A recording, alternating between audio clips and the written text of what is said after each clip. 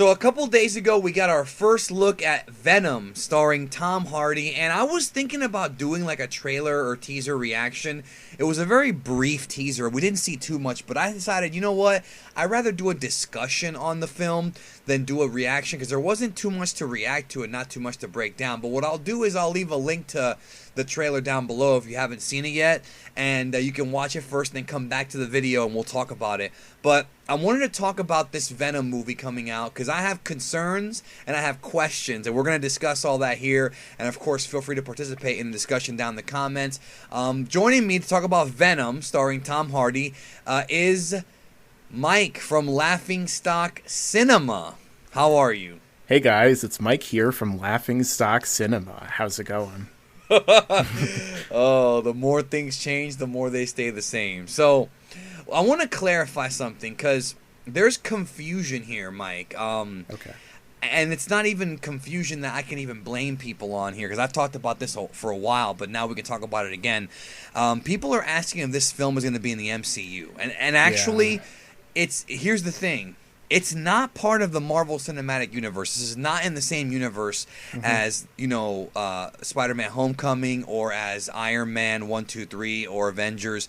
But there's a gray area here. First of all, if you've questioned this, I don't think you're dumb or anything. I know some comic book fans are going to call you dumb, but I don't think you're dumb because Sony is purposely doing this. So basically, Sony has the rights to the Spider-Man characters, which is not just Spider-Man, but also Venom, Green Goblin, Hobgoblin, all these characters. And they went 50-50 on Spider-Man Homecoming. They allowed the MCU to use Spider-Man for Homecoming, Civil War, and Avengers 3 and 4, and one other movie that hasn't been revealed yet. So it's still a Sony character, but the MCU and Disney got to use it. Well, with this Venom movie takes place in a complete different universe. But here's where things are going to be weird. Apparently, Tom Holland is going to be Spider-Man in this movie. Now, we haven't got 100% confirmation of that, but it's heavily rumored that they're going to bring in Tom Holland to play Spider-Man. So, what they're going to try to do with this movie, which is kind of a smart yet shady tactic, which is what Sony tends to do, is they're going to try to, and I'm going to be real with you, they're going to try to trick people into thinking this is an MCU movie by having him in the movie, when actually he's not. It's not an MCU movie. It's rumored that he's going to be in it, but we don't know for sure. Yeah. I don't like this tactic, Mike. I get why they're doing it. I just feel like it really is shady. Yeah, I completely agree. That's probably they're preying on the casuals. Yeah, exactly. That's probably my biggest concern about this movie in general. You know, if they were doing Venom and it was, I guess, going to be rated R, and it was going to have Tom Hardy, who is an excellent actor, one of my favorites, playing the lead role, then I would definitely be all on board, as long as it's either in the MCU or if it's separate, they at least advertise it and portray it in a way that we're aware of it being separate. But if you're going to make the audiences be like, oh, well, Spider-Man's in this movie too, so it's all connected, so all these valuable things you really like Thor and Iron Man, all this stuff that you'd flock to go see, well, you just have to flock and go see our glass ceiling movie, like the Black Cat and Silver Sable movie, which I think maybe is going to be the movie Spider-Man will be in. But then again, do they really want to kind of waste him on that movie? That's been rumored, but I don't even know when the hell that's happening. I don't know, but it's just like, it seems like basically what Sony may be doing, from what I've heard and kind of what I've gathered, is that they're kind of making their own universe that Spider-Man is a part of while he's a part of the MCU. Yeah, and that was the original plan after Amazing Spider-Man. They were going to do branch-off movies like Sinister Six and, like you said, Black Cat and all that stuff. And they never got around to it because Amazing Spider-Man flopped. Yeah, interestingly, I forget her name, Felicity Jones from Rogue One. She was going to be playing Black Cat. And I think she even showed up in Amazing Spider-Man 2, but that movie was so horrible and so sunk the Spider-Man franchise that nobody wanted to see his Sinister Six sequel. No, it was just a weird idea.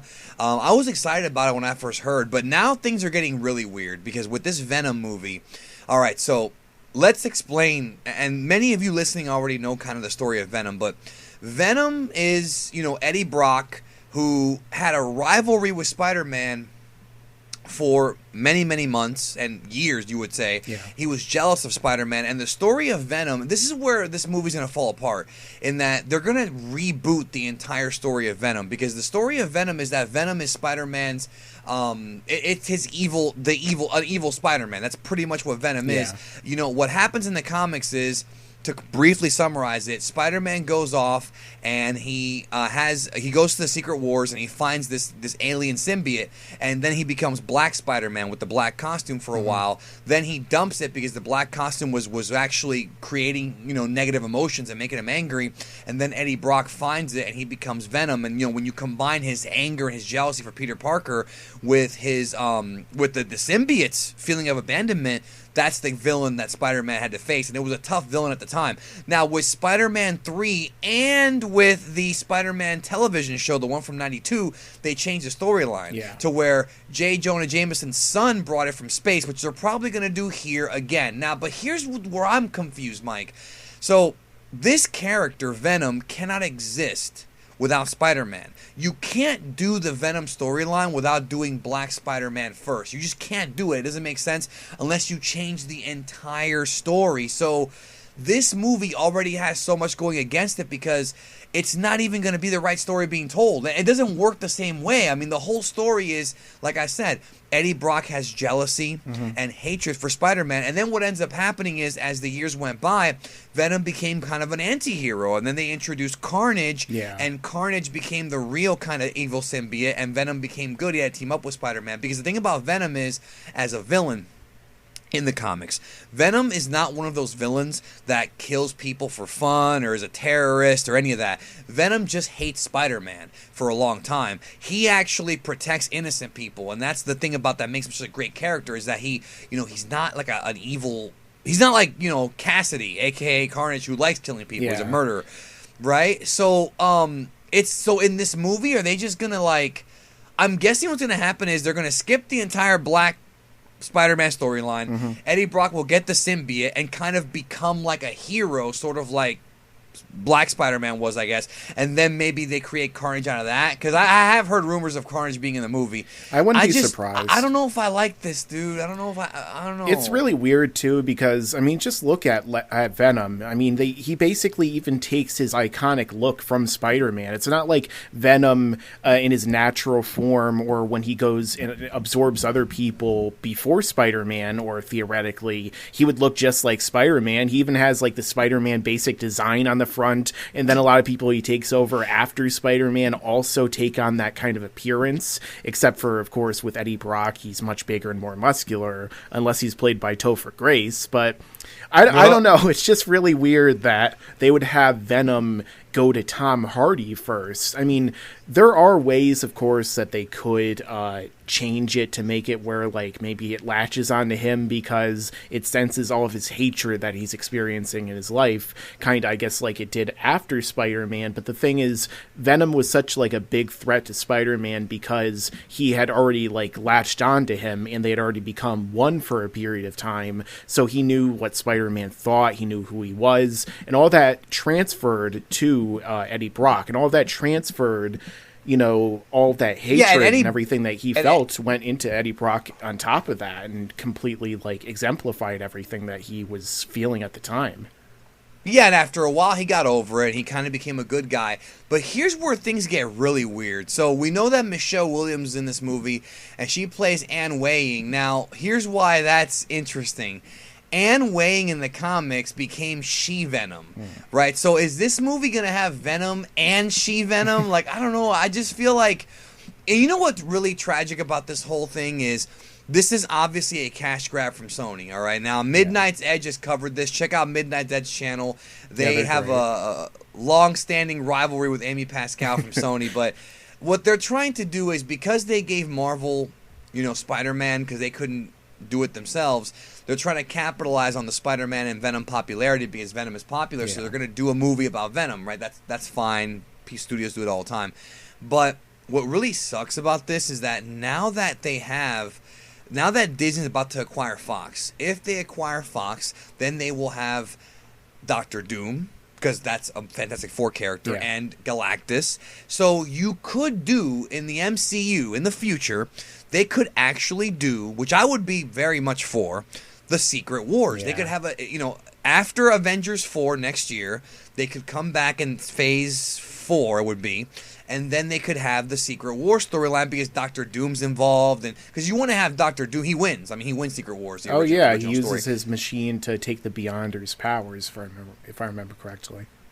Well, what happens is, you could have the movie and then have Peter find the symbiote during the Secret Wars. Then they could have the next Spider-Man movie actually be the correct story and then do Venom years down the road. But Sony doesn't want to wait that long. They don't want to work with Marvel on it. It's entirely their movie, and I just have a weird feeling about this, dude. Like, it's just, you can't tell the Venom story without telling Black Spider-Man first. You just can't. It's just so weird. And, I really hope that, when Spider-Man starts to become more important to the MCU, Sony doesn't just, rip him out and be like, too bad, now you have to come see him in our movies that are written and produced by our producers, so they're probably going to either be shitty or they're just not going to be anywhere near as good as the MCU, and you're going to have to suffer for it. And I really hope they don't do that, because I'm tired of all these studios kind of with these, I guess, little dick tactics where they have to be like,